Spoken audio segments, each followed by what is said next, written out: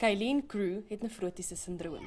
Haar lyf absorbeer bitter min minerale en voedingsstowwe en proteïene word deur haar urine uitgeskei.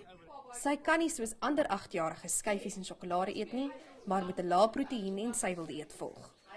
Crew kan ook byna geen sout, speserye of verwerkte kos eet nie, omdat dit haar niere verder kan beskadig. Langtye in die son is ook taboe. Kylene se grootste wens is dat sy kon dans. Want dit is 'n kontaksport en ek mag nie kontaksporte doen nie, want as ek op my niere val, dan kan my niere nie langs dood. Onder omstandighede gaan dit egter goed met die gesin. Michelle en haar man Wayne werk al twee by die Wierda Park polisiekantoor. Kylene het in 2015 laaste terugslag gehad, maar haar ma sê hulle vrees om weer daardeur te gaan, omdat hulle nie haar behandeling op 2 polisiebeampte se salarisse kan bekostig nie.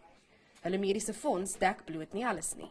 As jy dokter toe gaan, dan moet jy inbetaal.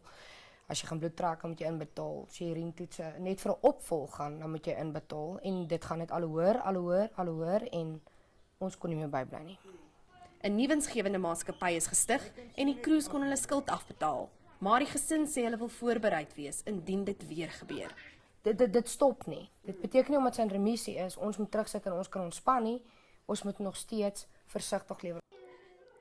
As Kylene egter van die siekte genees, gaan alle fondse aan navorsing geskenk word. Karla Kutse, Unies, Pretoria.